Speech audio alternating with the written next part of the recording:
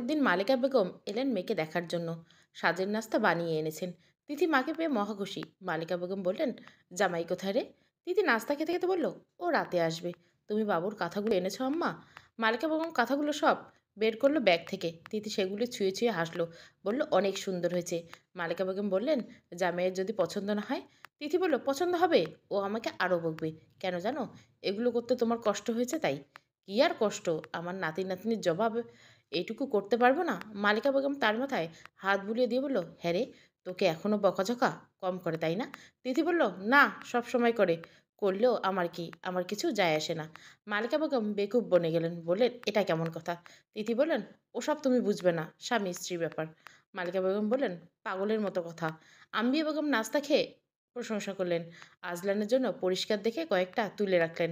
রাতে আজলান বাড়ি ফিরে মালিকা বেগমকে দেখে কুশল বিনিময় করে, তুষার আসেনি কেন? ও রাত্রে রাত্রে পারবে? ওরা বাপ ছেলে রেঁধে বেড়ে খাবে তাই আসেনি। ও আচ্ছা, বেশ থাকুক, আমি ঘরে যাই, বলে ঘরে চলে গেল। তিথি মালিকা বেগমকে বলল, ভালো ভালো কথা শুনে পটে যেও না, বড় চালাক লোক। মালিকা বেগম বললেন, চুপ থাক, এমন ছেলে কপালে জুটেছে, তার জন্য সুক্রিয়া কর। হয়েছে বাপের মতো মাথা মোটা, লাগাম ছাড়া কথা বলতে বলতে স্বভাব হয়ে গেছে, বেয়াদব কোথাকার। তিথি গোল গোল চোখে মাকে চাইলো। মালিকা বেগম বললেন, হা করে কি দেখছিস? যা ঘরে যা, দেখ জামাইয়ের কিছু লাগবে কিনা। তিথি চোখ দুটো পিটপিট করে অবাক কণ্ঠে তোতলাতে তোতলাতে বলল, আম্মা আম্মা, তুমি আমাকে বেয়াদব ডেকেছো? তা আমার শ্বশুরবাড়িতে এসে? তোমার কি দিমাগ খারাপ হয়ে গেছে? তুমি আমার মানা হয়ে অন্যের ছেলের হয়ে কথা বলছো? খবরদার বলছি আম্মা, তুমি যদি ওই লোককে লাই দাও, আমার দোষ বুঝাও, তাহলে আমি তোমাকে কালকেই বাড়ি পাঠিয়ে দিব। আব্বে শালা, এমন মা তো জীবনে দেখিনি আমি। মালিকা বেগম বললেন, আমার দুঃখ লাগছে ছেলেটার জন্য। তোর মতো পাগল ছাগল তার কপালে কি করে জুটলো? তিথি মুখ মোচড় দিল। আম্বিয়া বেগম এসে বললেন, তুই তোর মায়ের সাথে ঝগড়া করছিস নাকি বউ? তিথি ওনার দিকে চেয়ে গম্ভীর মুখে তাকালেন। কোনো কথা না বলে চলে গেলেন হনহনিয়ে। আম্বিয়া বেগম বললেন, ওর কথা বাদ দেন, চলেন একটু চা খাই। আপনার বাপের বাড়িতে মনে হয় তেমন যান না। আম্বিয়া বেগম বাপের বাড়ি আর মালিকা বেগমের বাপের বাড়ি একই এলাকায়, তাই উনি মালিকা বেগমকে পেলেই বাপের বাড়ির গল্পগুজব শুরু করে দেন। দুজনে ভালোই জমে উঠেছে। মেয়ের শ্বশুরবাড়িতে এই প্রথম এসেছে মালিকা বেগম। শুরু থেকে তাদের প্রতি বিরূপ মনোভাব পোষণ করে এখন যখন দেখতে পেল তারা সম্পূর্ণ বিপরীত প্রকৃতির মানুষ, তখন অনুশোচনায় দগ্ধ হলেন তিনি। মেয়েটাকে আল্লাহ যেন একটু বুঝ দিক। সংসার ভাঙতে ভাঙতে জোড়া লেগেছে, শেষ রক্ষা যেন হয়। আজলান মপ নিয়ে ঘরের মেঝে মুছে, ড্রেসিং টেবিলে আয়নাটা মুছে, কাপড় চোপড় সব ওয়ার্ড্রবে ভাঁজ করে, বালিশের চাদর আর বালিশ পাল্টে নিল। 3 দিন পর পর সে বালিশের কভার পাল্টায়। চাদর 7 দিন পর পর পাল্টায়। ক্ষেত্রবিশেষে 3 দিন পর পর।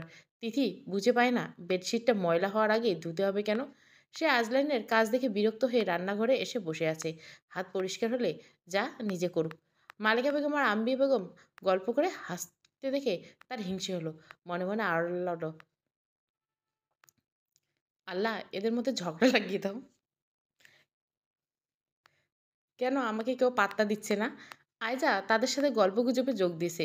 রমলা চাচিও রমলা চাচির সম্পর্কে জানতে বড় আগ্রহ দেখাচ্ছে। তিথি বলল, আম্মা আম্মা শোনো।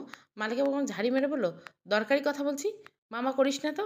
তিথি রোশানলে দগ্ধ হলো, রেগে চেয়ে রইল তাদের দিকে। তারপর শাশুড়ি মায়ের পেছনে গিয়ে কাঁধ ধরে বলল, ওমা ওমা শোনো। আমি যখন ঘাড় ফিরিয়ে চেয়ে বলল, ছাড়, ঢং করিস না তো। এমনিতে কোনোদিন মা ডাকিস না, আজ মায়ের সামনে ঢং ধরছে। তিথি রাগত দৃষ্টিতে চেয়ে রইল। রমলা চাচি বলল, কি লাগবে বউ, আমারই কও। তিথি রাগে গিয়ে বলল, কিছু না। আয়জা বলল, কিছু খেতে চাও? তিথি জবাব না দিয়ে বেরিয়ে গেল। আজলান ওয়াশরুমে ঢুকছে। তিথি দরজা ধাক্কাতে ওয়াশরুমের দরজা খুলে গেল। What happen? এভাবে কেউ ওয়াশরুমের দরজা ধাক্কায়? তিথি তার গায়ে সাবান ফেনা দেখে বলল, আচ্ছা আচ্ছা, তাড়াতাড়ি বের হও। স্টুপিড বলে ঘরের দরজা বন্ধ করে দিল আজলান। গোসল সেরে বের হতে দেখলো তিথি দাঁড়িয়ে আছে তার অপেক্ষায়। ভুরু কুঞ্চন বলে করলো, কোনো সমস্যা? তিথি বলল, আমার ভাল লাগছে না কিছু। আজলান চোয়াল বুলিয়ে বলল, তো? আমার আম্মা সবাইকে হাত করে নিয়েছে, এমনকি আইজাকেও। আমার সাথে কথা বলার কেউ নেই, একা একা ভালো লাগে না। তুমি একা, কে বললো? তিথি এসে তাকে জড়িয়ে ধরল, বলল, তাহলে তুমি কথা বলো। আজলার মাথা বসতে বসতে বলল, মনে হচ্ছে আমার জন্য দরদ একেবারে উতলে উঠছে। তিথি তাকে ছেড়ে বিছানায় গিয়ে বসে থাকলো। আজলান তার দিকে এক পলক চেয়ে ভেজা কাপড় চোপড় নিয়ে বেরিয়ে গেল। ছাদে কাপড়গুলো শুকাতে দিয়ে এসে দরজার কাছে থামতে শুনতে পেল তিথি একা একা কথা বলছে। তোকে কি তোর মায়ের জমের হাতে তুলে দিব নাকি ছেড়ে দিব? তুই কোন সাহসে এই ঘরের সামনে দিয়ে হেঁটে যাচ্ছিলি রে মদন? তোর সাহস দেখে তো আমি অবাক হই। তুই আমার জামাইরে চিনোস? তোকে হাত দিয়ে ধরে হাত নোংরা করবে না বুঝলি? সোজা শুট করে দিবে। তুই বলে চিৎপাটাং হয়ে মরে যাবি। তোর ১৪ গোষ্ঠী কিছু করতে পারবে না। আজলান ভাজিয়ে দেওয়া দরজা ঠেলে ভেতরে ঢুকে দেখলো তিথির হাতে একটা আরশোলাচ্ছা। মাথাটা লম্বা সুতোর মতো অ্যান্টেনা ধরে তাকে শাসিয়ে যাচ্ছে এক নাগাড়ে। আজলার গর্জে উঠে বলল, মেহবুব। তিথি চমকে উঠল, কিন্তু আরশোলাটিকে ছাড়ল না। বলল, একে গুলি করে মারো, যাতে তার ১৪ গোষ্ঠীও এই ঘরের সামনে দিয়ে হেঁটে যেতে না পারে। আজলান দাঁত খেঁচিয়ে চেয়ে রইল। তিথি আরশোলাটাকে ধরে তার সামনে নিয়ে এলো। আজলাল দরজার সামনে থেকে সরে গেল, বলল, বের হও এটা নিয়ে। তিথি মাথা নেড়ে বলল, ওর একটা ব্যবস্থা করে আসছি, তুমি গোসল করছো সেটা মাথায় ছিল না, সরি বস। বলে বেরিয়ে গেল। যেতে যেতে বলল, তোকে কুচি কুচি করে কেটে তেলে ভাজা ভাজা করে খাবো শালা মদন। তোর কত বড় সাহস! এই খবরদার নড়বি না। তোকে ছেড়ে দেবো সেটা ভাবছিস না বললেও। আজলার ঘর কাঁপিয়ে হুঙ্কার ছেড়ে বলল, মেহবুব তুমি ওটা ফেলে এসে গোসল করবে। তিথি তার চিৎকার শুনে থেমে গেল। আজলার বলল, কিন্তু আমার ওয়াশরুমে না। তিথি বলল, ওকে বস। তোমার মেজাজ অল্পতে হট হয় কেন? মালিকা বেগম ৪ দিন মেয়ের শ্বশুরবাড়িতে থেকে চলে গেলেন। ভেবেছিলেন ২ দিন থাকা হবে না। কিন্তু তিথির শাশুড়িটাকে এত মনে ধরেছে, তুষারের কথা ভেবে চলে আসতে হলো। নইলে আরও কটা দিন থাকতেন। মা চলে যাওয়ার সময় তিথি হঠাৎ করে কেঁদে উঠল। মাকে জড়িয়ে ধরে অনেকক্ষণ কাঁদল। মালিকা বেগম আদর করে দিয়ে বললেন, কাঁদিস না, তোকে তো ওরা ভালো রেখেছে। জামাই তোকে চোখে হারায়। নিজের সংসারের প্রতি একটু মনোযোগ দে তিথি। এমন শ্বশুরবাড়ি কিন্তু কপাল করে পায় মেয়েরা। তিথি উত্তর দিল না। মাকে জড়িয়ে ধরে রাখল। তাকে ভালো রাখবে না কেন? তার পেটে ওদের বংশধর আছে, তাই ভালো রাখছে। তার পেটে বাচ্চা আছে, তাই ফাটাকৃষ্ণ তাকে চোখে হারাচ্ছে। আদর সহ করছে। ওসব তো সব জামাইরে করে। বউকে আদর সহ করা জামাইয়ের জন্য ফরজ। তার জামাইও ব্যতিক্রম কিছু করছে না। কাল তার গাল-টাল ছিঁড়ে ফেললেও দাড়িগুলো ঘষায়। পুরুষ মানুষ চাপ দাড়ি রাখে বউয়ের গাল ঘষে দেওয়ার জন্য। নইলে সেটার আর কোনো কাজ নেই। তার মধ্যে তিথির ইনকোর্সের পরীক্ষার ডেট পড়েছে। তিথি হাঁটতে চলতে অসুবিধা। আর ১ টা মাস সময় আছে। তারও কম বলা যায়। আজলান বলল, ইনকোর্সের পরীক্ষা এখন দিতে হবে না। ফাইনালের আগে দিলে হয়ে যাবে। তিথি বলল, কোনো পরীক্ষাই দিতে হবে না। বিবাহিত মেয়েদের প্রথম এবং প্রধান কাজ হচ্ছে বরের বুকে ঘুমানো, বাচ্চা-কাচ্চার হাগুমুতু পরিষ্কার করা, আর নিয়ম করে বর আর শাশুড়ির বকাঝকা শোনা। পড়ালেখাটা ওসব অবিবাহিত মেয়েদের কাজ। কোনো কাজবাজ না থাকলে মানুষ পড়াশোনার মতো ফালতু কাজ নিয়ে বিজি থাকে। আজলান চুপ করে শুনল। কি বলবে সে? কি বলার আছে? কিছু বললেই তো সমস্যা, আবার না বললেও সমস্যা। তিথি কিছুক্ষণ পর রাগত স্বরে বলল, আমি কি তোমার চালাকি বুঝি না? তুমি আমাকে অশিক্ষিত মূর্খ বানিয়ে রাখতে চাও, তাই পরীক্ষা দিতে দিচ্ছ না। আমাকে পরীক্ষা দেওয়া থেকে কেউ আটকাতে পারবে না। আমার বাচ্চা পেট থেকে বেরিয়ে আসুক, তারপর দেখো আমি কি করি। আমাকে অবলা পেয়ে তোমরা এখন যা ইচ্ছা তাই শুরু করে দিয়েছিল। আজলান তার ঠোঁটের উপর আঙুল চেপে ধরে বলল, চুপ চুপ, রেডি হয়ে নাও। চেক আপ করাতে যাব, এটাই শেষ। তিথি চুপচাপ রেডি হয়ে নিল। চেক আপ করাতে গিয়ে তাসলিমা খাতুনের সাথে দেখা হয়ে গেল। উনি তিথিকে একা একা লঞ্চে বসে থাকতে দেখে বললেন, আরে তিথি, কি অবস্থা, কেমন আছো তুমি? তিথি বলল, ভালো। আপনি কেমন আছেন? খুব ভালো। তোমাকে দেখে আরও ভালো লাগছে। চেক আপ করাতে এসেছো বুঝি? জি। তাসলিমা খাতুন একটু জিরিয়ে জিজ্ঞাসা করলেন, তোমার বরের সাথে সম্পর্ক এখন কেমন? আগের মতো? আগের মতো মানে? তোমাকে এখন দুধছাই করে? হ্যাঁ। তাসলিমা খাতুন হতাশ হয়ে বললেন, তোমাকে দেখে মনে হচ্ছে তুমি খুব যত্নে আছো। আমি কত খুশি হলাম তোমাকে দেখে। তিথি বলল, আমার বাচ্চা শেখ বংশের বাচ্চা, তাই ওর যত্ন তো সবাই করবে। তসলিমা খাতুন বললেন, তা ঠিক। তোমার বর তোমাকে একটুও ভালোবাসে না? না না, ওসব ভালো টালোবাসে না। ভালোবাসলে তাকে মুক্ত পাখির মতো উড়তে দিতে হয়। আমার বর আমাকে পারে না সারাদিন ঘরের মধ্যে বন্দি করে রাখতে। মন চাইলে কিছু খেতে পারি না। কত অজুহাত দেখাবে। একটু ঘুরতে যেতে চাইলে বলবে এই সময় কোথাও বেরোনো নিষেধ। এখন ঘর থেকে বের করে দেয়। হ্যাঁ, আগে ধাক্কা দিয়ে বের করে দিত, এখন আলতো করে হাত ধরে বের করে দেয়, যাতে ওর বাচ্চা ব্যথা না পায়। কত পাল্টিবাজ দেখুন। তুমি কার সাথে এসেছো? আর কার সাথে? তোমার বরের সাথে? হ্যাঁ, দেখছেন না আমাকে একা রেখে কোথায় চলে গেছে ও। তখন গটগট পায়ে হেঁটে সেখানে আজলান এলো। বলল, মেহবুব চলো। তাসলিমা খাতুন তাকে দেখে হাঁ করে চেয়ে রইলেন। আজলান তাকে দেখে বলল, আপনি কেমন আছেন? তাসলিমা খাতুন বিব্রতকর পরিস্থিতি সামাল দিতে হেসে বললেন, জি ভালো আছি। আপনি কেমন আছেন? আজলান বলল, আমিও ভালো আছি। তাসলিমা খাতুন হেসে বললেন, আপনার বধূর সাথে গল্প করছিলাম, বাচ্চার বাবার অনেক প্রশংসা করছিল। তিথি ভুরু কুঁচকে চাইল। আজলান বলল, ও তা জানি। তাসলিমা খাতুন হাসলেন। আজলান তিথির হাত ধরে তুলে বলল, আমরা আসি তাহলে, দেরি হয়ে যাচ্ছে। হ্যাঁ যান। তিথি ভালো থেকো, শীঘ্রই সুখবর শুনবো। তিথি যেতে যেতে আজলানকে বলল, আচ্ছা মহিলা মিথ্যে বললো কেন গো? আজলান বলল, কারণ সবাই তোমার মতো স্টুপিড নয়। সবাই তোমার মতো পাল্টি বেশ, তাই তো? হ্যাঁ, হ্যাঁ, তাই। ডাক্তার যা, যা জিজ্ঞাসা করবে তাই, তাই বলবে। আগ বাড়িয়ে কোনো কথা বলবে না। ডাক্তার কি আমার তালতো ভাই যে ইয়ার্কি মারব? আজলান বিরক্ত হয়ে বলল, "এত কথা কেন বলো? ডোডো যদি বোবা হয়?" তিথি প্রায় সাড়া ৭ দিন আগে ক্লিনিকে ভর্তি করানো হয়েছে। ডেলিভারির সময় দিয়েছে আরও ৭ দিন পর। কিন্তু তিথি ব্যথা অনুভব হওয়ায় ডাক্তার বলেছিল ক্লিনিকে ভর্তি করিয়ে দিতে। ক্লিনিকে নিয়ে যাওয়ার সময় সে হাউমাউ করে কেঁদে আম্বিয়া বেগমকে বলল, "ওমা, আমি যদি ওখান থেকে আর না ফিরি তখন কী হবে?" আম্বিয়া বেগম রেগেমেগে বললেন, "কেমন অলক্ষণী কথা বলছে। দেখছিস খোকা?" আজলান বলল, "ওখানে উন্নত চিকিৎসা হয়। তুমি যাতে কষ্ট না পাও সেজন্য তোমাকে ভর্তি করানো হচ্ছে।" তিথি কাঁদতে লাগলো। রমলা চাচিকে বলল, "আমার আচারের বয়মটা বেড সাইডে টেবিলে রাখা আছে। আমি ফিরে না এলে তুমি রেখে দিও। আলমারির লাল আর হলুদ রঙের যে শাড়িগুলো আছে ওগুলো তুমি রেখে দিও।" রমলা চাচি মাথায় হাত বুলিয়ে দিয়ে বলল, "তুমি কোথায় যাইবা? এটা তোমার বাড়ি। তোমাকে ফিরতে হইব। তুমি তোমার বাবুরে নিয়ে ফিরবা। তাহলে মিষ্টি কিনে রাখিও।" "আচ্ছা, আচ্ছা, রাখবো। স্পঞ্জের মিষ্টি না কিন্তু, কালো জামুনের মিষ্টি।" আজলান বলল, "ওকে, আর কিছু?" ২ প্লেট ফুচকা, বেশি, বেশি ঝাল আর বেশি, বেশি টক দিয়ে। উপরে সেদ্ধ ডিমের লেয়ার থাকবে। আর গরুর মাংস দিয়ে চটপটি। আর কিছু? তিথি গাল মুছে বলল, "এগুলো খাওয়ানোর হেরেম নাই আমার আবার। আর কিছু? কত খেতে চাইছি, খেতেই দাওনি।" আম্বিয়া বেগম বললেন, "খাওয়ার পর বুক জলে ছাই হয়ে যাচ্ছিলি? বলিস কেন?" আজলান কথা কেড়ে নিয়ে বলল, "ওকে, ওকে, ফাইন। তুমি ফিরে এলে সব পাবে।" তিথি ব্যথায় কাঁদতে লাগলো। আজলান কোলে তুলে নিয়ে যেতে, যেতে বলল, "তুমি তোমার কথা রাখলে, আমি আমার কথা রাখবো। কাঁদবে না। তোমার ডোডোও কাঁদবে।" তিথি বলল, "বাপের মতো বজ্জাত হয়েছে। শুধু আমাকে কষ্ট দেয়। সারাক্ষণ লাথি দেয়। আসুক একবার, পাই হাতের কাছে। পা দুটো যদি বেঁধে না রাখি।" ক্লিনিকে নিয়ে যাওয়ার সময় তিথি আজলানকে শক্ত করে ধরে রাখলো। চেঁচিয়ে কেঁদে কেঁদে বলল, "তুমি না গেলে আমি ওখান থেকে পালিয়ে আসবো। ওরা আমার পেট কেটে ফেলবে।" আজলান মাথায় হাত বুলিয়ে দিয়ে বলল, "আমি আছি।" তিথির প্রসব বেদনা আরও গাঢ় হয়। সে চিকিৎসা দিয়ে কাঁদছিল। তার পরদিন ফজর নাগাদ তিথির ছেলেবাবু হলো। সি সেকশন করিয়ে নেওয়ার পর সিদ্ধান্ত পাকাপোক্ত হয়ে গেছিল। আজলান বলেছে সি সেকশন করানো। মা আর বাচ্চা দুজনেই যাতে সুস্থ থাকে। কিন্তু সি সেকশন করানোর আগে তার নর্মাল ডেলিভারিতে বাচ্চা হয়ে গেছে। হসপিটালের করিডোরে পেতে উঠল সদ্য জন্ম নেওয়া বাচ্চার কান্না। মালিকা বেগম খুশিতে কেঁদে উঠলেন। শাড়ির আঁচলে চোখ মুছে বললেন, "আমার পাগলটা মা হয়ে গেছে। ও আল্লাহ, তোমার দরবারে লাখো কোটি শুকরিয়া। বাচ্চাটা ওদের সংসারের জন্য রহমত বরকত নিয়ে আসে।" আফতাব শেখ আজান দিলেন নাতিকে কোলে নিয়ে। আম্বিয়া বেগম নাতি পেয়ে খুশিতে আত্মহারা। আজলান এসে দেখলেন ধপধপে সাদা নরম তোয়ালের মধ্যে সদ্য জন্ম নেওয়া শিশুটি হাত পা নেড়ে চেঁচিয়ে চেঁচিয়ে কেঁদে যাচ্ছে। মাথা ভর্তি চুল, হৃষ্টপুষ্ট সবল দেহ। আফতাব শেখ বললেন, "বাচ্চার বাবা এসেছে, তাকে কোলে নিয়ে কলমা পড়ে শোনাতে বলো। আর বলো বউ আর টাকা বাঁচিয়ে দিয়েছে। সেই টাকা যেন কালো জামুন আর ফুচকা চটপটি কিনে নিয়ে এসে বউয়ের জন্য।" আজলান কিছু বলল না। আম্বিয়া বেগম আজলানের কাছে এসে বললেন, "নে নে, তোর ছেলেকে কোলে নে খোলা।" খোকা। আজলান কোলে নিয়ে আয়জাকে বলল, "তোর ভাবিকে দেখেছিস?" "হ্যাঁ, জ্ঞান ফেরার জন্য একটু সময় নেবে বলেছে।"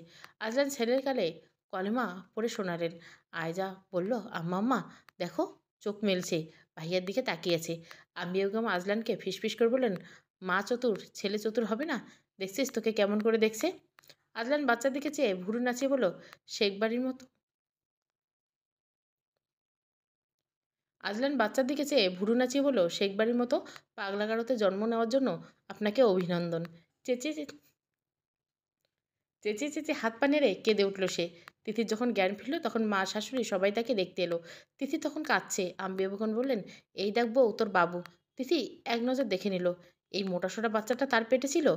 মালিকা বেগম বললেন, "কাঁদিস না মা, দেখ দেখ, বলতো কার মতো হয়েছে?" তিথি কেঁদে বলল, "কার মতো লাগছে না। এখন সব বাচ্চাই এক, সরো তো।" মালিকা বেগম রেগে গিয়ে বললেন, "ও মা!" তিথি নাক টানতে টানতে কাঁদতে বলল, "ওই বেটা এখনো আসবে না তাকে দেখতে? তার কাজ তো শেষ। এতদিন পেটে বাচ্চা ছিল বলে তাকে যত্নআত্তি করছে। এখন তাকে ফিরেও দেখবে না।" আজলান আসতে সবাই বেরিয়ে এলো। তিথি অন্যদিকে মুখ ফিরিয়ে রাখলো। আজলান তার হাতের পাশে বসে হাতটা নিজের হাতের মুঠোয় নিয়ে বলল, "মেহবুব, এদিকে ফিরো, কথা আছে।" তিথি ফিরল না। গাল মুছেতে লাগলো ঘন ঘন। আজলান তার মুখটা ফিরিয়ে এনে দেখলো মুখটা একদিনে মধ্যে ফ্যাকাশে হয়ে গেছে। ঠোঁট দুটো সাদা হয়ে গেছে। তার দিকে ফেরা মাত্র চোখ ভরে ভরে জল নামলো তিথির। আজলান ঝুঁকে বলল, "কেঁদো না, চলো বাড়ি যাই। তোমার জন্য কালো জামুন, ফুচকা, চটপটি সব রেডি আছে।" তিথি অন্যদিকে মুখ ঘুরিয়ে কাঁদতে লাগলো জোরে জোরে। আজলান পুনরায় মুখটা তার দিকে ফিরিয়ে চোখের পানি মুছে দিতে দিতে ধমকে বলে, "একদম কাঁদবে না। তুমি কেন কাঁদছো আমি জানি, কিন্তু এখন চুমু দেওয়া যাবে না। ফ্রেশ হতে হবে। তারপর ক্লিনিকে হাজারটা জামস আছে।" তিথি আরও জোরে কাঁদতে লাগলো। আজলান পকেট থেকে একটা জিনিস বের করে বলল, তিথিকে বলল, এটা তোমার জন্য। তিথি এবার নিচ থেকে ফিরে তাকালো লিপস্টিক দেখে, সজল নেত্রে হাসলো।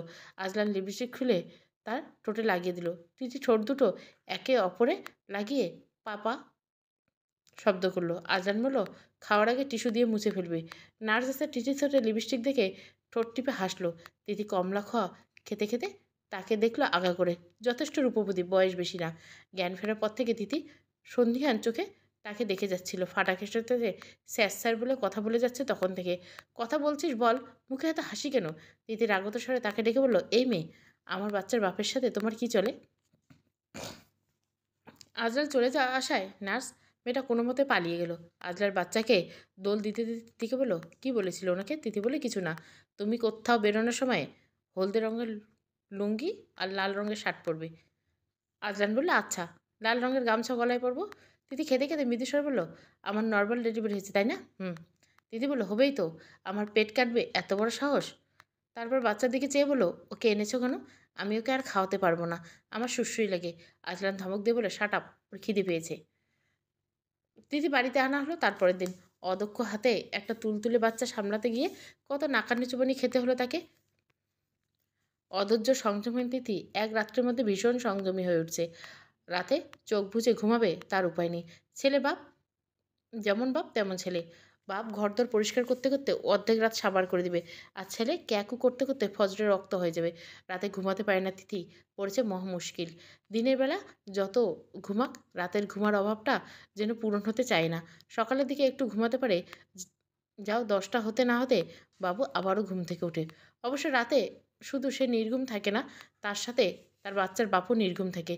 তিথি স্বাস্থ্যবিধি মেনটেন করেছে কিনা সেটা দেখার জন্য হলে সে সারাক্ষণ মা ছেলের নজরে নজরে রাখে। ভাগ্যিস কাজে চলে যায়, নইলে মরার মতো ঘুমানো চুটে যেত তিতির।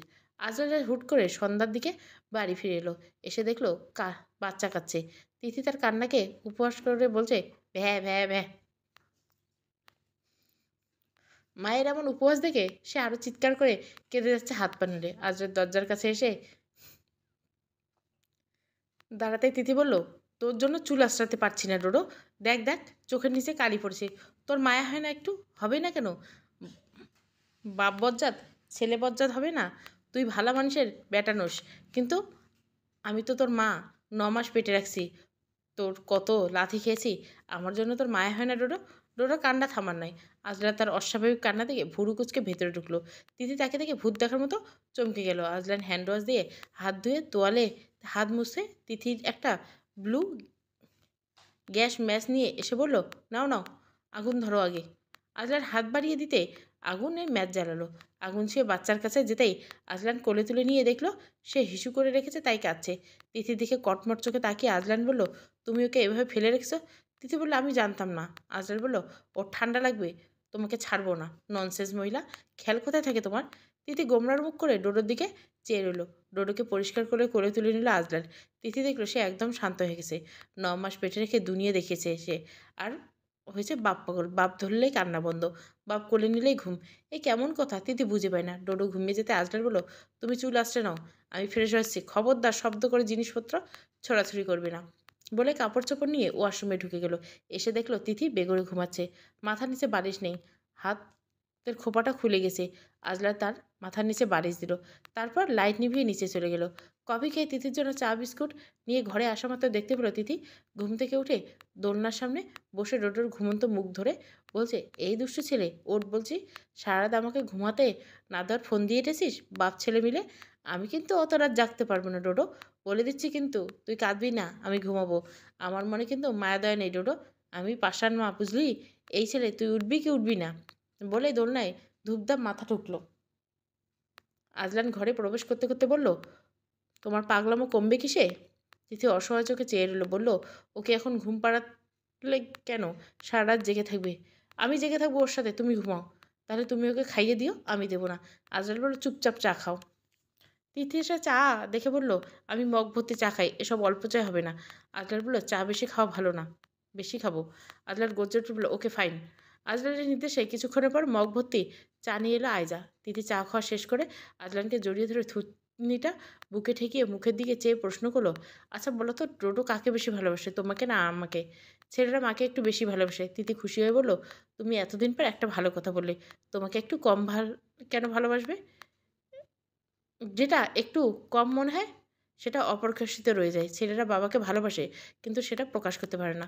তার মানে তুমিও শ্বশুর আব্বাকে খুব ভালোবাসো, তাই না? আজরাল বলল, জানি না, ছাড়ো। তিথি বলল, বলো না, বলো না। তুমি শ্বশুর আব্বার সাথে ভালো করে কথাও বলো না কেন? একটা সময় গিয়ে তুমি ওনার কথা বলার জন্য খুঁজে পাবে না। তুমি কথা বলা এত অপছন্দ করো কেন? আমাকেও কত অপছন্দ করো। আজরাল বলল, তুমি চুল আঁচড়ে নাও, তোমার কাছে এখন যথেষ্ট সময় আছে। তিথি চিরুনি নিয়ে এসে আজলানের হাতে ধরিয়ে দিয়ে বলল, তুমি চুল আঁচড়ে দাও। আজলান আঁচড়ে দিতে তিথি চেঁচিয়ে উঠে বলল, সব চুল ছিঁড়ে ফেলবে? ইচ্ছে করে করছো তাই না? শাস্তি দিয়েছো আমাকে? আজলান বলল, জাস্ট বেঁধেছি সেটা ছাড়িয়েছে, আজব। তিথি কেঁদে ফেলল, পরে বলল, তোমাকে যদি আমি ডোডোর পটি আর উকুন ভাজা না খাইয়েছি? তিথির কথা আজলান নির্বাক হতবুদ্ধি হয়ে দাঁড়িয়ে রইল, ফ্যালফ্যাল করে চেয়ে রইল। আর চোখ মুখ দেখে তিথি পালাতে যাবে, তখনই আজলান তাকে খপ করে ধরে ফেলো। তিথি চেঁচিয়ে উঠে বলল, ডোডোরে, তোর বাবা আমাকে মারছে দেখ। ডোডোর নামকরণ আর গরু জবাই করা করে আকিকা করা হলো 21তম দিনে। বেশ বড়সড় আয়োজন হয়েছে সেদিন। ওর পুরো নাম দেওয়া হয়েছে শেখ তাজদিদ আইজান। মফিজ সাহেব আর মালিকা বেগম খুশি শেষ সেই নাতিকে পেয়ে। তিথি এতটাই ব্যস্ত যে ছেলের বিয়ে দিচ্ছে। আজলান তাকে সারাদিন আশেপাশে দেখেনি। নতুন নতুন কোল পেয়ে ডোডো ভীষণ খুশি। কোলে চড়ালে কান্না ভুলেও আসবে না তার। মেহমান কমে আসতে তিথি রান্নাঘর থেকে ঘরে এসে হাজির হলো। আজলানের পাশে বসে বলল, ডোডো আজ অনেক টাকা পেয়েছে জানো? শাশুমা অনেক টাকা কটকট করে নিয়েছে, নইলে আরও বেশি হতো। বলে টাকাগুলো হিসাব করতে লাগলো। হিসাব শেষে বলল, 23,000 টাকা। তুমি যে আমাকে হাত খরচ দিয়েছ সেখানে কিছুই নেই, সেগুলো সহ টোটাল হয়েছে 30,000 টাকা। শুনো, এগুলো দিয়ে আমি ডোডোর বউয়ের জন্য একটা নেকলেস বানাবো। আজলান বলল, গুড ডিসিশন। তিথি তাকে জড়িয়ে ধরে তার গালের দাড়িগুলো আঙ্গুলে লাগিয়ে দিয়ে বলল, তোমাকে একটা দাড়ি ছাঁটাই করা মেশিন কিনে দেবো, তুমি আমার গালটা ছিঁড়ে ফেললো। আজরাল কাজে বেরানোর আগে পই পই করে বলে দিয়েছে যে গেছে মেহবুব, আইজানকে ভেজা অবস্থায় বেশিক্ষণ ফেলে রাখবে না। ওয়াশরুমে যাওয়ার আগে মাকে অথবা আইজাকে ডেকে নেবে। খাওয়ানোর পর ওকে কোলে নিয়ে বেশি দোল দিবে না, হাসাবে না। তিথি লক্ষ্মীটির মতো মাথা নেড়েছে। আজলান নিশ্চিত কাজে গেছে। ফিরতে দেরি হলেও তিথির জন্য একটা ফুল আনতে ভুলেনি। যদিও ফুলটা বাসি, সহকর্মী ওনার ওয়াইফের জন্য কেনার সময় একটা আজলানকে দিয়ে বলেছিল, আপনার বিবিকে দিবেন, দেখবেন ভালোবাসার অভাব হবে না। ভালোবাসা শব্দে আজলানের এক প্রকার অ্যালার্জি আছে। বিয়ে করলে সংসার হবে, বাচ্চা কাচ্চা, বউকে পরিমিত আদর্শকে রাখতে হবে, পাশাপাশি পরিমিত শাসন করতে হবে। এটা হচ্ছে মূল কথা। এখানে ভালোবাসা টালোবাসা শব্দগুলো জায়গা কোথায়? যত সব অপ্রাসঙ্গিক কাব্যিক কথাবার্তা মানুষের মগজে ঢুকিয়ে দেওয়া হয়, যার ফলে সে এত আদর্শ রাখার পরও তার বউ বলে সে কাঠখোট্টা মানুষ, রোমান্টিক নয়, প্রেমিক নয়। বিয়ের পর সাংসারিক ক্যাচাল নামক সুখ, আনন্দ, বেদনার মধ্যে জীবনে আসল স্বাদ খুঁজে নিতে হয়। যেখানে প্রেমের জায়গা কোথায়? বাচ্চা হওয়ার পর যেখানে বিছানায় ভালো মতো জায়গা হচ্ছে না, সেখানে আবার প্রেম না ছাই। এসব প্রেম ভালোবাসার মতো সস্তা সস্তা লেকচারগুলো কবি সাহিত্যিকরা আবিষ্কার না করলে প্রতিটি মানুষ সংসারী হওয়ার প্রতিযোগিতায় লেগে পড়তো। কিন্তু এখানকার মাথামোটা পাবলিকগুলো কবি সাহিত্যিকের নামত উদ্যোগদের দ্বারা প্রভাবিত হয়ে প্রেম আর ভালোবাসার গভীর মর্মার্থ খুঁজতে গিয়ে স্বামী সংসার কিছু চেনে না। মাঝে মাঝে বোধহয় স্বামীকে ভুলে যায়। কে গো তুমি? কোথায় গো? কোথা থেকে এসেছো? তুমি নারী না পুরুষ? ফুলটা আনার পর সেটাকে সে বেড সাইডের টেবিলে রেখে ওয়াশরুমে চলে গেছে। তিথি ফুলটা দেখা মতো চিৎকার চেঁচামেচি শুরু করে দিয়েছে। ফোনটা তার সহকর্মী দিয়েছে। এই কথা তিথি বিশ্বাস করবে না। পুরুষ মানুষ কেন পুরুষ মানুষকে ফুল দিবে? এ অসম্ভব। সে কিনেছে একথা ভুল, কারণ বাসি ফুল কেউ কিনবে না, তাও একটা। অতএব দাঁড়াচ্ছে ফুলটা কোনো মেয়ে মানুষ তাকে দিয়েছে। রাগারাগির ফাঁকে কান্নাকাটি করে ফেলল তিথি। চুপ করে দাঁড়িয়ে দেখা ছাড়া আজলানের আর কিছুই করার রইল না। আজলান এমনিতে রাতে ভালো করে ঘুমাতে পারে না। মা ছেলে দুজন বক বক করে। শ্বশুরের 22-23 বছরের বাচ্চাটা, তার 2 মাস বয়সী বাচ্চাটার সাথে সারাক্ষণ বক বক করে তো রয়েছে, সাথে সে কি হাসি, যেন তারা একে অপরের বাসা বুঝে ফেলে। আজরান কানের উপর বালি চাপা দিয়ে ঘুমাতে পারে না। মাঝরাত অবধি বকবক করতে গিয়ে যখন দুজন ক্লান্ত হয়ে পড়ে, তখন মা ছেলেকে বলে, ডোডো, তোর বাপটা সারাদিন কত কষ্ট করে বাইরে, কত কষ্ট করে রোজগার করে আমাদের জন্য, তোর জন্য আমি আর তোর বাপের কাছে ঘেঁচতে পারি না, একটু মাথা টিপেও দিতে পারি না। তোর মনে কি দয়াময় নেই ডোডো? আজলান তখন রাগ হবে নাকি নিজের অদৃষ্টে পরিহাস ভেবে যে দুঃখ যাপন করবে, কিছুই ভেবে পায় না। সেদিন কাজে বেরোনোর সময় আজলান দেখে তিথি ঘুমে ঢুলুঢুলু চোখ নিয়ে কোনো মতো উঠে বসেছে। সে যাওয়ার সময় একটু এগিয়ে দেওয়ার জন্য ঘরের বাইরে বেরোয়। আজও তাই হলো। আইজান তখন তার ঘুমন্ত মুখে কয়েকটা আদর দিয়ে আজলান বেরিয়ে যাওয়ার সময় যখন দেখলো বাবুকে চোখে চোখে রাখবে, তিথি হাই তুলতে বলল, ও আমাকে চোখে চোখে রাখে যাতে তোমার কাছে না যেতে পারি। আজলান বলল, ননসেন্স মহিলা। তিথি বলল, তোমার সাদা পায়জামা হলুদ হলুদ যে রংটাকে আমি তরকারির ঝোল বলছি, ওটা আসলে ডোডোর পটি ছিল। আমি ভাই বুঝি না কিছু, ও খায় সাদা তরল জিনিস, পটি কেমন হলুদ হয়? বেরোনোর সময় মাথা গরম করতে চায়নি আজলান, কিন্তু তিথির কথায় রাগ চেপে রাখতে পারেনি। বাহু চেপে ধরে বলো, পায়জামা ধুয়ে পরিষ্কার করে রাখবে, দাগটা না গেলে আমি তোমাকে সোজা বের করে দিব। তিথি বলল, আমি তো সেটাই চাই বস, একবার বের করে দেখো না, বাচ্চাকে ফিডার খাওয়াতে হাগুমতো পরিষ্কার করতে কী মজা হাড়ে হাড়ে বুঝবা। আজলান বাড়ি ফিরে ফ্রেশ হয়ে এসে ডোডোকে কোলে নিয়ে বাইরে থেকে ঘুরে আসে। কোলে নিয়ে হাঁটলে ডোডোর চাইতে খুশি আর কেউ হয় না। আজলান তার নরম নাকটার দিকে নাক ঘষে আদর করে। তখন অদ্ভুত অদ্ভুত শব্দ করে ডোডো, যেন কত কিছু বুঝে। হঠাৎ হঠাৎ ঢেকুর তুলে। ছোট্ট শরীরটার ঘ্রাণ অদ্ভুত লাগে আজলানের। কোনো কৃত্রিম সুগন্ধি মাখতে হয় না, তারপরও মিষ্টি একটা সুঘ্রাণ বাচ্চাটার গায়ে। আজলান তার গালে টুপটাপ আদর করে তাকে হাসালো, আর তারপর গল করে দুধ বমি করে দিল সে। আজলান দেখলো তার হাত এবং বুকের কাছে শার্টটাও ভরে গেছে বমিতে। তিথিকে ডাকতে তিথি দৌড়িল, হায় হায় করে বলল, যা খালি সব বের করে দিতে দিল। তুমি আমাকে বকো, এখন নিজে ওকে এমন করে হাসালে কেন? ও তো সব বের করে দিল। নিজে কি ওকে খাওয়াতে পারবে? ওকে খাওয়ানোর তো মুরদ নেই, শুধু বের করে দেওয়ার মুরদ আছে তোমার, আর মুখে বড় বড় লেকচার। নিজের ওড়না দিয়ে সব বমি মুছে নিয়ে তিথি ডোডোকে কোলে নিয়ে যেতে যেতে বলল, হ্যাঁ ডোডো, তোর আক্কেল জ্ঞান কখন হবে? খাওয়া মাত্র সব বের করে দিস, এখন কিছুক্ষণ পর আবার চিল্লাবি খিদে পেয়েছে বলে। আমার কি তোকে খাওয়ানো ছাড়া আর কোনো কাজ নেই? তোর কি আর হাগুমতো করা ছাড়া আর কোনো কাজ নেই? মায়ের হয়ে তোর বাপকে দুটো কথাও তো বলতে পারিস না? হাতে হাতে কাজ করার মুরত তোর নেই, শুধু পারিস ভ্যাবা করে কাঁদতে। বেয়াদব ছেলে একটা, সর আর কাঁদিস না। ছেলের বাপ ছেলের ঢং দেখলে বাঁচি না। আমি বেগম কোলেও বেশিক্ষণ ছেলেকে রাখবে না সে। তেল মাখা শেষে গোসল নিয়ে ফেললো। গোসল করানোর সময় ধরতেও দেয়, ও খাওয়ার সময় কোলে দেয়, নামাজ পড়ার সময় দেয়, বাকি সময় ছেলেকে কোল থেকে নামাবে না। আম্বিয়া বেগম বলে, তুই এক বেটা মানুষের মা হলি, আমাদেরগুলো জলে জলে ভেসে ভেসে আসছে। তিথি ভর্সনা করে বলে, তোমরা হচ্ছে পুরোনো আমলের অশিক্ষিত আনপড়হ মেয়ে মানুষ, আমি হচ্ছি স্মার্ট মাদার। 21 শতাব্দীর মেয়েরা কি তোমাদের মতো বাচ্চাকে রশি দিয়ে বেঁধে সেই রশি কোমরে গিট বেঁধে ঘরের কাজ করবে? আম্বিয়া বেগম বললেন, তোর এক ঠোঁট আছে, কেউ পারবে না তোর সাথে, তুই একটা জিনিস। তিথি বলল, আমাকে সবাই বলো তো, তুই কেমনে সংসার করিস দেখমু? জীবনে তোর ঘর সংসার হবে না, তোর মতো পাগল ছাগলের জীবনেও সংসার হবে না। এখন দেখি তাদের বুড়ো আঙুল দেখিয়ে দিয়েছি, বলেছি এসেছি, দেখে আয় কীভাবে শ্বশুর শাশুড়ি আর বরটাকে জব্দ করছি। আমিও বেগম বললে, সর। ডোডোর মুখে ভাত ছোঁয়ানো হয়েছিল অনেক আগে, 5 কি 6 মাস বয়সে, এখন তার বয়স 13 মাসে পড়েছে। ডোডো এখন টুকটাক খেতে শিখেছে। এখন তিথি তাকে ভাতের পাশাপাশি ঠান্ডা চা খাওয়া শিখেছে। আর চায়ে তার এত নেশা হয়েছে যে চায়ের কাপ দেখলে হাত ঝাপটানো শুরু করে। সাবু খেতে চায় না। আজলান ধমক দিতে সে কান্না করে। তিথি কাঁধে মাথা ফেলে ফুপিয়ে ফুপিয়ে কেঁদে উঠেছে। ছেলের দুঃখে মাও কেঁদে ফেলবে এমন অবস্থা। তিথি বলল, আমার ছেলেকে অমন করে বকবেন না, আমরা মা ছেলে এই বাড়িকে ঠ্যাং দেখিয়ে চলে যাব বলে দিচ্ছি। বলে ডোডোকে বলল, ডোডো ডোডো, পা কোনটা দেখাতো, পা পা। ডোডো পা দুটো দৌড়াতে লাগলে। আজলাল হতভম্ব হয়ে গেল। রেগে গিয়ে ডোডোর হাত পা বেঁধে দুধ খাইয়ে দিতে দিতে বলো, চুপচাপ খাও মেহবুব, তুমি ওকে কী শেখাচ্ছ এসব? তিথি বলল, কচু, এসব কি হচ্ছে? আমার ছেলের উপর এভাবে অত্যাচার করছে কেন? আজলান ধমক দিয়ে বলে, শাট আপ। তিথি ডোডোর কাছে এসে ডোডোকে এই জিভ বের করে বলো, এই ডোডো এই ডোডো, তোর বাপকে ভেঙচি দিত। ডোডো জিভ বের করে তাকালো আজলার দিকে। আজলার অবাক হয়ে তাকাতে তিথি হেসে উঠল, সাথে ডোডো খিক করে হাসতে লাগলো। রাগে আগুন হয়ে আজলার তিথিকে ধরতে গেলে তিথি পালিয়ে গেল। আটঘাট বেটে আজলান তাকে ধরতে নেমেছে দেখে তিথি ছুটে এসে তাকে জাপটে জড়িয়ে দিল। মুখ থেকে রাগান্বিত মুখটা দিকে তাকে বললো, আদর করার জন্য মিষ্টি সুরে ডাকতে হয়, এটা তুমি কবে শিখবে অফিসার? আজলান কিছু বলতে যাবে তার আগেই ডোডো ডোডো চোখ বন্ধ কর বলে তিথি চোখ বন্ধ করে দেখলো। ডোডো তার দেখা দেখি চোখ বন্ধ করতে তিথি আজলানের গালে মাথা টেনে ঠোঁটে চেপে চুমু খেয়ে বলল, ডোডো চোখ খোলার আগে আমরা পাওনা দিয়ে ফেলো তুমি বস। তুমি তো আবার ঋণী হয়ে থাকতে চাও না। আজরাল বলল, আগামী 7 দিনের মধ্যে ও চায়ের নেশা কমাবে, নয়তো তোমাকে আমি বাড়ি থেকে সোজা বের করে দিব। তিথি বলল, সাথে ডোডো ফ্রি, ঠিক কি না? জোরে বলো, ঠিক ঠিক। ডোডো ঘুম থেকে ওঠা মাত্র কোলবালিশ ধরে উঠে বসেছে। তারপর হাত দিয়ে চোখ কসলাতে কসলাতে কেঁদে তার মাকে ডাকলো। তিথি এসে তাকে কাঁদতে দিয়ে বলল, আমাকে জ্বালাতে উঠে বসেছিস?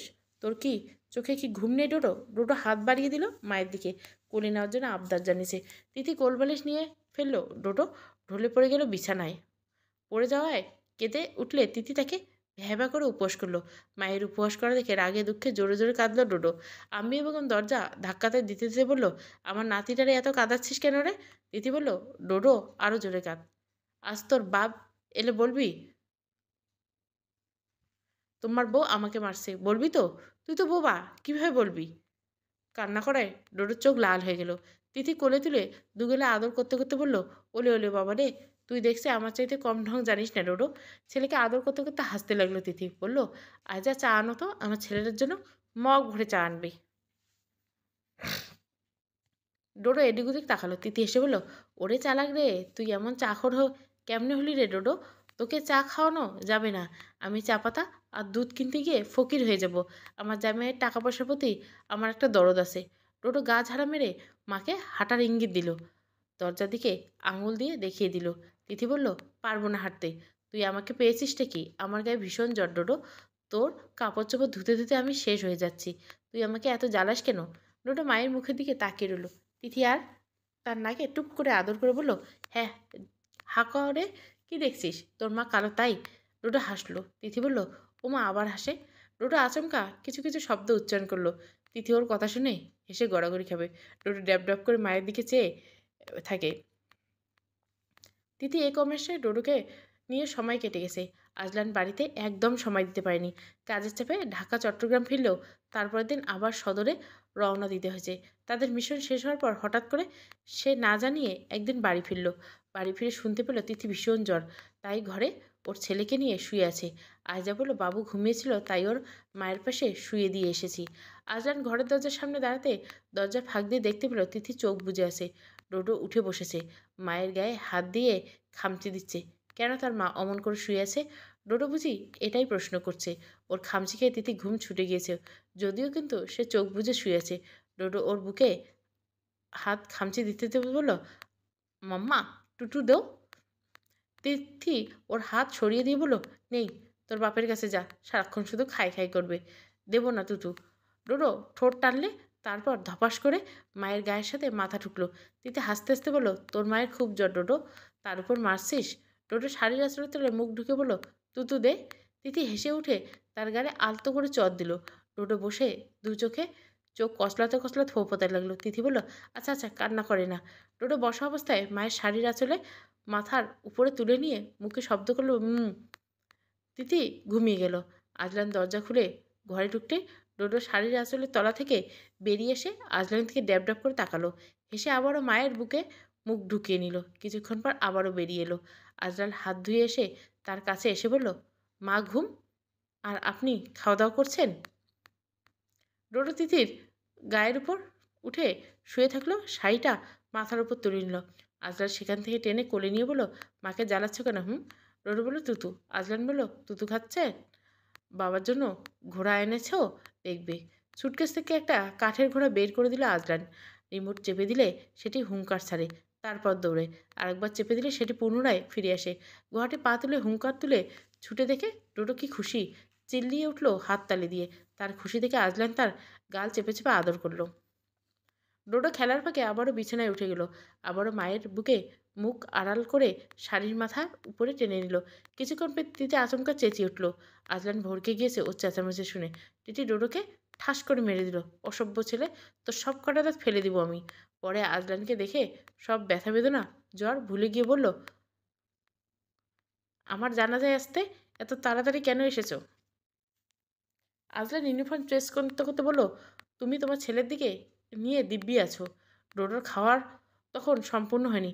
সে খেতে খেতে একবার মায়ের মুখের দিকে আর একবার বাবার মুখের দিকে তাকাচ্ছে। তিথি বলল, এই ছেলেকে আমি বেচে দিব, কেউ বাদর ছেলে কিনবে কিনা দেখিও তো।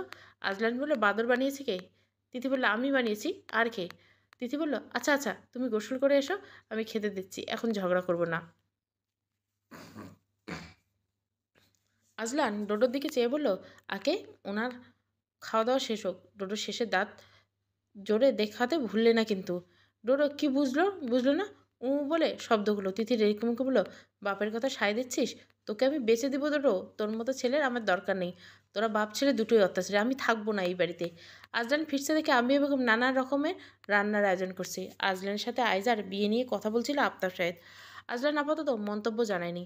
আফতাব শেখ জানালেন আগামীকাল আইজাকে দেখতে আসবে পাত্রপক্ষ, সে যেন উপস্থিত থাকে। রাতে তিথি খাওয়া দাওয়া করতে পারেনি তেমন। বাড়িতে ডাক্তার এসেছিল আফতাব শেখ। ওষুধ খাওয়ানোর পর তিথির জ্বর আরও বেড়েছে। ডোডো খাওয়া দাওয়া পর একা একা খেলছে, খিদে না পায় অবধি কান্না করবে না। আয়জা তাকে নিয়ে গিয়েছিল কোলে করে। ফুপির সাথে তার দারুণ ভাব। আম্বিয়া বেগমের চোখের মণি সে। এখন কথা বলা শিখছে, সারাক্ষণ দাহা দাহা বলে চিল্লায়। বাবা ডাকতে বললে আব্বা, সবাই তার কথায় শুনে হেসে কুটি কুটি করে। তিথি জ্বরে উল্টোপাল্টা বকছিল। আজলান ঘরের মেঝে মুজে ঘরদোর সারা ঘর ডোডোর কাপড় চোপড় খেলনাপাতি দোলনা ইত্যাদি মিলে হজা বড়লা। সব গোছগাছ করতে করতে সে খেয়াল করলো তিথি মাথাটা পর্যন্ত তুলতে পারছে না। মাথাটায় পানি দিয়ে ধুয়ে দিল সে। তারপর মুছে দিতে দিতে বলল, ইচ্ছে মতো পানিতে গা চুবিয়ে রেখেছে বাথটাবে, তাই না? তিথি বলল, তুমি এতদিন পর এসে আমাকে বকছো কেন গো? আজলান ধমকে সে বলল, আমার প্রশ্নের আনসার দাও মেহবুব। তিথি বলল, জ্বর তোমার হয় না? না হয় না। ডোডোর যদি এমন হয় বাচ্চাটার কি হবে তখন? তিথি মাথাটা তার বুকে ঠেকালো, বলল, আমার ডোডো অনেক শক্তিশালী। ওর বাহু তোমার চাইতে মোটা হবে বুঝছো? ওর মায়ের বুকের দুধে কত ভিটামিন আছে জানো? আজলান বলল, ডাক্তার কি বলছে? বলছে আজ মরে যেতেও পারি। আজলান তার বুক থেকে মাথা সরিয়ে নিয়ে বলল, সবসময় ফালতু কথা বলো না মেহবুব, ডোডোর কথা ভাবো। এসব বলার আগে ফালতু মেয়ে মানুষ। তিথি বিছানায় ঢলে পড়ে বলল, ডোডোকে তুমি রেখো, আমি চলে যাব। আজলান বলল, আরেকবার এসব ফাউল মার্কা কথাবার্তা বললে সোজা ঘাট ধাক্কা দিয়ে বের করে দিব। তিথি হেসে বলল, ধুর বোকালোক, আমার বাপের বাড়ির কথা বলছি না। আজলান বলল, এতদিন যাওনি কেন? এখন আমি চলে এসেছি, আর যেতে পারবে না। আজলা ডোডোকে নিয়ে চলে গেল। সে মাকে খুঁজছে। আজলান দেখেও কোলে ঝাঁপ দিল, আম্মা। আজলান বলল, ওই তো ওখানে। ডোডো চোখ কসলাচ্ছে, তার মানে ঘুমাবে। আজলান পিঠে কাঁধে মাথা ফেলে হাত বুলিয়ে দিল। ডোডো কিছুক্ষণের মধ্যে ঘুমিয়ে গেল। ডোডো ঘুমিয়ে যেতে আজলান তাকে দোলনায় রেখে দিল। দেখি থার্মোমিটারটা দাও, জ্বর কতটুকু দেখতে হবে। তিনি থার্মোমিটার জিহ্বার নিচে দিল। আজলান জ্বর চেক করে দেখলো 100। আয়জা বলছে ওর গায়ে 102 ছিল। একটু কমেছে দেখে আজলান নিশ্চিত হলো। বিছানার বেডশিট আর বালিশের কভার চেঞ্জ করার জন্য একটা চেয়ারে বসিয়ে দিয়েছিল তিথিকে। তারপর বিছানা শেষে তিথিকে কোলে করে ওয়াশরুমে ঢুকে ব্রাশ করালো। তিথি তার গায়ে ঠেস দিয়ে দাঁড়িয়ে ব্রাশ করছিল। তারপর ফেস ওয়াশ দিয়ে মুখ ধুলো। এলোমেলো চুলগুলো চিরুনি চালিয়ে দিল। অপরিচ্ছন্ন থাকলে রোগ জীবন আরও বেশি আক্রমণ করবে মেহবুব। এখন বলো তো কেমন লাগছে? তিথি তাকে বুকে মাথা ফেলে বড় করে শ্বাস ফেলে বলল, খুব ভালো। তুমি এসেছো তাই আমি সুস্থ হয়ে গেছি, কিন্তু দুর্বল লাগছে। তুমি না থাকলে আমি বোধহয় মরেই যাব। আজলান তাকে কোলে নিয়ে বিছানায় নিয়ে এলো। শুয়ে দিয়ে বলল, জ্বর ওঠানামা চেক করতে, যদি জ্বর কমে তো ভালো, না কমলে সোজা নিয়ে যাব চেম্বারে। তিথি বলল, ডোডোকে আমার পাশে দাও। আজলান ডোডোকে তার পাশে এনে দিল। ঘুমন্ত মুখটাতে আদর করে বলল, ওর মুখে কিসের আঁচড় কিসের? রাগ করে নিজের নখ দিয়ে নিজে আঁচড় দিয়েছে। বাপের মতো হাড় বজ্জাত হয়েছে, কি আর বলে। এইটুকুন বেটা, অথচ কত রাগ তার। তোর বাপের বউ থেকেই গেছে কষ্ট করে, কিন্তু তোর বউ একদিনও থাকবে না দেখিস। আমি ভালো শাশুড়ি হব। তুই তোর বাপের মতো হলে তোর বউকে দিয়ে দিনে দিনে দিয়ে আসবো ওর বাপের বাড়ি। আজলান বলল, চুপ, অযথা বকছো তুমি, ওর ঘুম ভেঙে যাবে। তিথি দেখলো ওর ঠোঁট ফুলিয়ে ঘুমাচ্ছে। ফোলা ঠোঁটে চুমু দিয়ে বলল, আমার সোনারে, ঘুমালে তোরে কত আদর লাগে। আজলান বলল, ননসেন্স, ওকে ঠোঁটে চুমু দিতে বারণ করছি মেহবুব, এসব ভালো না। তুমি যে দাও, কখন দিয়েছি? আমাকে দাওনি। আজলান দাঁত কিরমির করতে তিথি বলল, নিজে দিলে দোষ নেই, আমি দিলে দোষ। আমি আমার সোনাটাকে জড়িয়ে ধরে ঘুমাই। ছেলেকে জড়িয়ে ধরে ঘুমিয়ে গেল তিথি। আজলান ডিমটা জ্বালিয়ে দিয়ে ঘুমিয়ে পড়ল। মাঝরাতে তিথি ডোডো তার পাশে এনে আজলানের বুকে গুজে নিয়ে বলল, কতদিন পর এসেছো, আমাকে একটু জড়িয়েও ধরনি। এই আজলান গভীর ঘুমে আচ্ছন্ন। তিথি তার বুকে মুখ ঠেকিয়ে ঘুমিয়ে আছে। আজলান অনেকক্ষণ পর বলে উঠল, জ্বর কেমন তোমার? তিথি বলল, অনেক বেশি। আজলান তার কপাল চেক করে বলল, তিথি বলল, জ্বর তো এখন নেই। বলে আজলানের হাতটা উদরের উপর রাখলো। আজলান উদর ধরে টেনে এনে জড়িয়ে ধরে বলল, কমে এসেছে। তিথি বলল, অনেক জ্বর আছে এখনও। আজলান বলল, আচ্ছা সকালে ওষুধ দেবো, ঘুমাও চুপচাপ। তিথি বলল, এখন দাও, সকালে ডোডো জেগে উঠবে।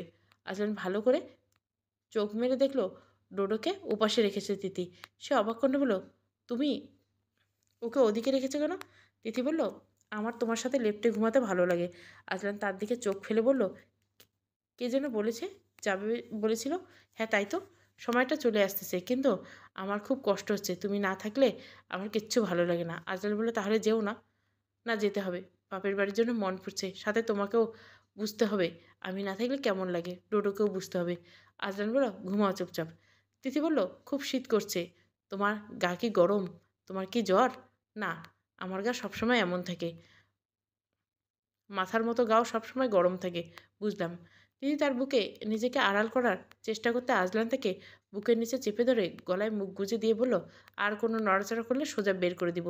তিথি বলল, আদর করার সময়ও ধমকায়, কেসটা কি বুঝলাম না আজও। ভোর নাগাদ ঘুম ভাঙতে আজলান দেখল ডোডো তাদের মাঝখানে চলে এসেছে।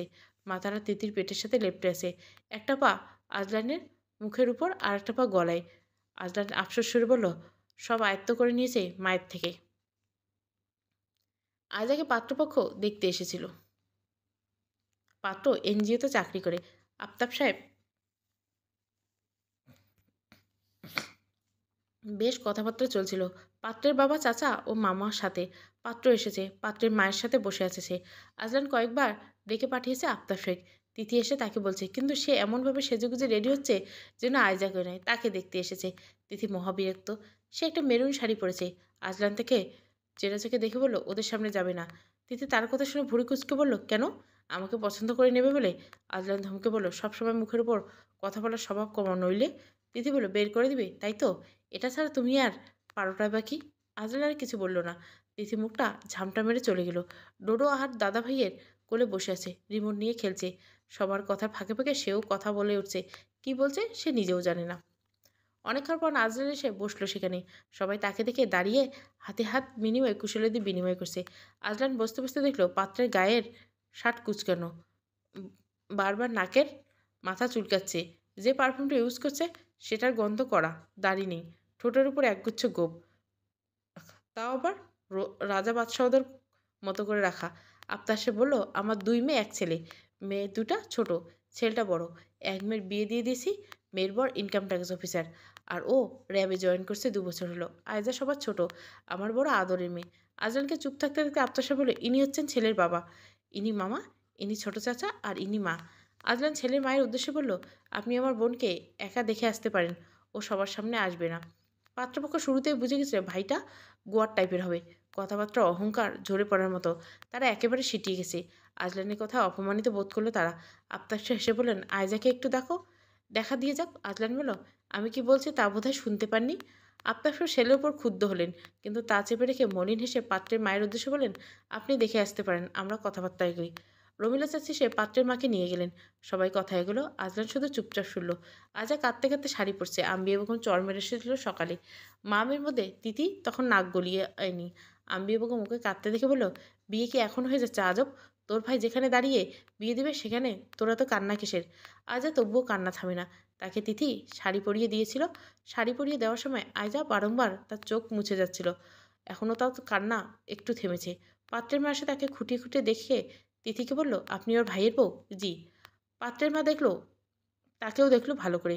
আম্বি বেগম বললেন, আমার মেয়ে লাখে একটা, কোনো দোষ ত্রুটি খুঁজে পাবে না।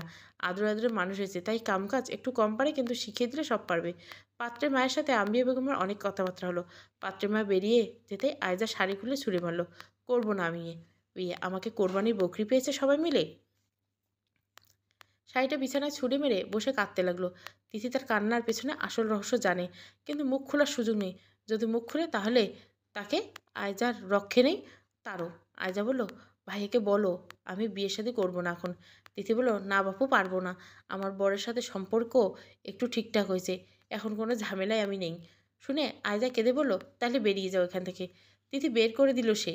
ভেতর থেকে দরজা বন্ধ করে দিয়ে বলল, আমি মরবো তবু এই বিয়ে করবো না। তিথি দরজা টোকা দিয়ে বলল, আরে বাবা, আমার কি করার আছে? তুমি আমার উপর রাগ দেখাচ্ছ কেন? ডোডার আপা এমনিতে আমাকে একটু মেনে টেনে নেওয়া শুরু করেছে, তার মধ্যে আমি ওর বিপক্ষে কাজ করলে ও আমার উপর ক্ষেপে যাবে। না, তোমার মদনটার ফোন নাম্বারটা দাও আমাকে, আমি কথা বলে দেখি। দরজা খুলো। দেখো, দরজা না খুললে আমার আর কিছু করে নেই। আয়জা দরজা খুলে দিল। তুমি ভাইয়াকে রাজি করাবে তো? তিথি ওর দিকে চুপ করে চেয়ে রইল। আয়জা বলল, না পারলে আমাকে মুখ দেখিও না, যাও। বলে দরজা বন্ধ করে দিতে যাচ্ছিল, তিথি দরজা আটকে বলল, আচ্ছা আচ্ছা কেঁদো না, আমি চেষ্টা করব, কিন্তু করো না, ওই মদন তোমার হবে। পাত্রপক্ষ চলে যাওয়ার পর বাবা ছেলের মধ্যে তুমুল যুদ্ধ শুরু হলো। কথা কাটাকাটির পর বাকবিতণ্ডায় লিপ্ত। আর এখন জিনিস হচ্ছে ছুটছেন আফতাব সাহেব। শ্বশুরমশাই এর আগে এত রাগ করতে দেখেননি তিনি। তিথি শাশুড়ির কথা শুনে সব বেকাশ মনে হতো তার, কিন্তু খেপে গিয়ে টিভি রিমোট আছাড় দিতে দেখে তিথি সহ বাড়ির সকলে ভীত হয়ে গেছেন। তিনি চিৎকার করে বললেন, কত বড় বেয়াদব হয়েছে তুমি, বাড়িতে গদ্দারের মতো কথা বলো, তা ঠিক আছে, তাই বলে কুটুম্বের সামনে, মেয়ে আমার, সিদ্ধান্ত আমার, তুমি কে নাক গলানোর? আজলানের উপর মুখের উপর সাপ সাপ জানিয়ে দিল, আমার সিদ্ধান্ত আমি মানব না। ও যেমন আপনার মেয়ে তেমন আমার বোন। একজন তো দিয়ে দিয়েছেন বিয়ে, শ্বশুর শাশুড়ি তাকে আলাদা করে রেখেছে। তুমি ভুলে যাও না, তোমার বউও আমি পছন্দ করে এনেছি। ও এখন তোমার বাচ্চার মা, দিন শেষে ওর সাথেই তুমি সংসার করছো। আজলান বলছো উদ্ধার করে ফেলেছেন, ওরকম বউ পছন্দ করে। আপনি আমার সাথে আর আতিফের সাথে যেটা করেছেন সেটা আমি আয়জার সাথে করতে দেব না। বাবা ছেলে দুজনে হিংস্র সাপদের ন্যায় ফোঁস করেছিল মুখোমুখি দাঁড়িয়ে। তিথি আর আম্বিয়া বেগম সে দুজনে শান্ত হতে বললেও তারা শান্ত হলো না। আফতাব সাহেব বলল, তোমার গালে ঠাস ঠাস করে চর বসাবো আমি। আমার ছেলে তুমি, আমার বড় হয়ে যাওনি এখন, তোমার আগে দুনিয়াতে এসেছি, তোমার চাইতে বেশি মানুষ চিনি আমি। আজরার বলল, চেনেন না? কে বলেছে? বেশ মানুষ চেনেন, বোকা হাদা নোংরা বস্তির লোকজন ধরে আনেন যেখান থেকে পারেন সেখান থেকে। আমি আমার সিদ্ধান্তে অটল থাকবো মানে থাকবো, কথার কোনো হেরফের হবে না। ওই বস্তির ঘরে আমি আয়জাকে দেবো না মানে দেবো না। তোমাকে শান্ত হতে বলেছি। বাপ ছেলে কী শুরু করছিল? আফতাব সাহেব বসিয়ে গ্লাসে পানি ঢেলে বাড়িয়ে দিচ্ছিল আম্বিয়া। আফতাব সাহেব গ্লাসটা সরিয়ে দিতে সেটি ভেঙে খান খান হয়ে গেল। তিনি এক ঝুড়িকে আম্বিয়া বেগমকে সরিয়ে দিয়ে বলেন, তুই সর, তোর ছেলেকে মহা বেয়াদব বানিয়েছিস। এই বাড়িতে আমার কথা দু পয়সা দাম নেই। কত বড় বেয়াদব, যার সাথে সংসার করছে তাকে পর্যন্ত বাজে কথা বলা ছাড়ছে না। আজরান বললেন, আপনি জিনিস ভাঙছেন কেন? সবসময় নিজের সিদ্ধান্ত সবার উপর চাপিয়ে দেওয়া বন্ধ করুন। আপনার কথায় সব হবে না, এসব রাগের ধার ধারি না আমি। আপনার কথা শেষ কথা হবে না, হবে না মানে হবে না। আফতাব সাহেব রাগে ফুঁসছেন। আম্বিয়া বেগম চিৎকার দিলেন, আজলান তুই বেয়াদবি করছিস এবার, মানুষটা হাঁপাচ্ছে, দেখতে পাচ্ছিস না তুই? তিথি এসে আজলানকে বলল, তুমি যেতে পারছো না এখান থেকে, এত তর্ক করছো কেন? উনি অসুস্থ হয়ে পড়লে তখন কী হবে? আজলান বলল, এই চুপ, একদম চুপ, একদম শ্বশুরের সাফাই গাইবি না আমার সামনে। সব কয়টা পচা গাও, গ্রাম থেকে উঠে আসা পাবলিক, পচিয়ে ফেলবো ঘরদোর সব কিছু। তিথি বলল, আমিও পচা গাও মানুষ, তো কী হয়েছে? কী হয়েছে দেখতে পাচ্ছ না? আম্বিয়া বেগম বললেন, খোকারে তোর পায়ে পড়ি, আবার বউয়ের সাথে ঝগড়া শুরু করিস না। আজলান গটগট পায়ে হেঁটে চলে গেল। চিৎকার চেঁচামেচি শুনে ডোডো কান্না করছিল। তিথি তাকে কোলে না নিয়ে দাঁড়িয়ে আছে দেখে রমিলা চাষি এসে বলল, বউ তুই এমন খাড়ায় আসিস কেন, বাবুরে কোলে নাও। ডোডো হামাগুড়ি দিয়ে এসে তার মায়ের কাছে এসে বসলো। তার শাড়ি টান দিয়ে বলল, আম্মা, আয়জা বলল আমার বিয়ে নিয়ে কাউকে ভাবতে হবে না। ওদেরকে কে বলছে আমার বিয়ে নিয়ে ঝগড়াঝাটি করতে? দিদি বলল, এখন কিছু বলো না প্লিজ, আগুন হয়ে আছে সবাই। ও যদি তোমাকে বিয়ে করাতে চায় তাহলে বলো ওর পরিবারকে পাঠাতে, কিন্তু ও একটা কোচিং সেন্টার পড়ায় আর মাঝে মাঝে ড্রাইভিং করে, মা বাবা নিয়ে ভাড়া বাসায় থাকে, ঘর বাড়ি করেনি, এখনও চাকরি বাড়ি পায়নি। তিথি বলল, তোমার এই ছেলের সাথে সম্পর্কে জড়ানোর আগে তোমার পরিবারের কথা ভাবা উচিত ছিল। এমন ছেলের সাথে সম্পর্ক জড়ানো উচিত হয়নি। এখন আমি কি করব? করার কিছুই নেই। আজকের পর তোমার ভাইয়ের সাথে আমি কোনো তর্কে জড়াতে চাই না, পরে বলবে আমি নিজেও বস্তি, কথা বলছি বস্তির হয়ে। আয়জা বিছানায় দু হাতে ভর দিয়ে বসে ঘন ঘন গাল মুছতে মুছতে লাগলো। তিথি বলল, আমি মাকে বলবো? আয়জা বলল, ওই মহিলা মারতে মারতে মেরেই ফেলবে আমাকে, তুমি কিছু করো, নইলে আমি। তিথি বলল, দেখো ভুলভাল কিছু ভেবো না, সবাই যা চায় তা পায় না, আমিও যা চেয়েছি তা পাইনি, যা পাইছি সেটাকে আঁকড়ে ধরে আছি এখন। আয়জা বলল, ওনার চাকরি হলে সব ঠিকঠাক হয়ে যাবে, গ্রামের বাড়িতে ওদের পুরো বাড়ি আছে, টাকা পয়সা হলে নতুন ঘর তুলবে। তিথি বলল, আচ্ছা ওর নাম্বারটা দাও। আয়জা বলল, উল্টোপাল্টা কথা বলবে না তো? তুমি তোমার বরের হয়ে কথা বললে আমি ফোন নাম্বার দেবো না। তিথি বলল, আমাকে বিশ্বাস না করলে কিছু করার নেই। আয়জা ভয়ে ভয়ে নাম্বারটা দিল ওর হাতে। আয়জা বলল, এখন কোচিংয়ে থাকবে, বিকেলে ফোন দিও, উনি কিন্তু তোমাকে চেনে, আমার মান রেখো। বিকেলের দিকে তিথি ফোন দিয়েছিল ছাদে গিয়ে। ডোডো ছাদে খেলছিল, আবল তাবল কথা বলছে। কিছুক্ষণ পর পর আকাশে উড়ে যাওয়া পাখি দেখে দিচ্ছিল। তিথি ফোন রিসিভ করেনি ছেলেটা, কিন্তু 15 মিনিট পর নিচ থেকে ফোন দিয়ে সালাম দিল, আসসালামু আলাইকুম, জারিম মইনুল বলছি, আপনি কে বলছেন? ওপাশ থেকে গাড়ির হর্নের শব্দ শোনা গেল। গলাটা কি কঠিন শোনালো, আরেকটা ফাটাকেষ্ট আয়েজার কপালে জুটে গেল নাকি, কিন্তু কণ্ঠটা খুব সিনা। তিথি বলল, মঈন ভাইয়া। ওপাশ থেকে কণ্ঠস্বরটা পড়ে হলো, আরে তিথি ভাবে আপনি?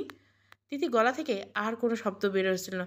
সে অবিশ্বাসের স্বরে জিজ্ঞাসা করলো, আপনি কি আইজার সিনিয়র জারিফ ভাই? ওপাশ থেকে উত্তর হলো, জি, কিন্তু। তিথি ফোনটা কেটে দিল সাথে সাথে। আয়জার কাছে ছুটে এসে বলল, আমি এসব কিছুতে এই সম্বন্ধ করাতে পারবো না। আমি নেই এসবে। এই তাহলে জারিফ মইনুল? আয়জা বলল, এভাবে বলো না, তুমি তো তাকে চেনো তাকে। তিথি নিজেই ছাড়িয়ে নিয়ে বলল, তোমার ভাইও চেনে, তাকে গিয়ে বলো আমি নেই এসবে। শেষমেশ বাড়ির ড্রাইভারকে।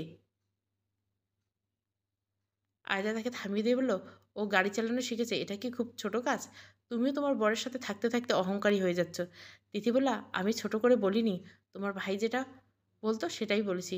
তুমি এটা ভালো করে কাজ করনি। আয়জা বলে, এমন করো না প্লিজ। তিথি বলে, সরি, আমার কিছু করার নেই। আপনার সঙ্গে আপাতত চুপ করে আছে। ছেলের কাণ্ড কারখানা চুপচাপ দেখছেন তিনি। তবে বাবা ছেলের কথাবার্তা বোধহয় এইভাবে পাকাপোক্তভাবে বন্ধ হয়ে গেছে। আজলের বাড়িতে ফিরে ৮ ঘন্টা ধরে শাওয়ার নিল। তিথির সাথে কথা কিন্তু বন্ধ হয়েছে, আর কোনো কথা হয়নি। কলের উপর কল আসছিল তার ফোনে। তিথি তাকে ব্যস্ত হয়ে কথা বলতে দেখে যেটা আন্দাজ করছিল সেটাই হলো। রাতের খাবার টেবিলে জানালো তার সহকর্মী ফুপুর ছেলে র্যাবে সদ্য জয়েন করছে। তার পরিবার আয়জারকে কাল বাদে পরশু দেখতে আসবে। এই ছেলের হাতে আয়জাকে তুলে দিবে, ডিসিশন ফাইনাল। গাড়ি বাড়ি ছেলের কোনো খুঁত নেই। তিথি দেখলো আয়জা দেখছিল। তার ভেতরটা যেমন দেখতে পাচ্ছিল না সে, কিন্তু তারপর না দেখার ভান করে রইল। তার কিছু করার নেই। বিছানায় বসে ডোডোকে খাওয়ানোর সময় আজরারে এসে একটা ছবি দেখালো ফোনের স্ক্রিনে। তিথিকে বলল, এটা আয়জা, আর আয়জার বাবাকে গিয়ে দেখিয়ে এসো। তিথি কথা শুনতে পায়নি এমন ভাব করে ডোডোকে দোল দিতে লাগলো, মাথা নিচু করে আদর করতে লাগলো। ডোডোর বাবার গলা শুনে খাওয়ার ফাঁকে চোখ গোল গোল করে চাইল। বাবা বাড়িয়ে দেওয়া ফোন কেড়ে নিয়ে মেঝেতে ফেলে দিয়ে মায়ের বুকে গুজে দিয়ে বলল, আম্মু তুতুন। দিদি বিড়বিড় করলো, খাওয়ার সময় ডিস্টার্ব করলে এরকমই করবি। আজলান মার দিকে আজলান মা ছেলের দিকে খ্যাপাতো দৃষ্টিতে চেয়ে রইল। এই ভালো এই খারাপ, পর্ব ৩।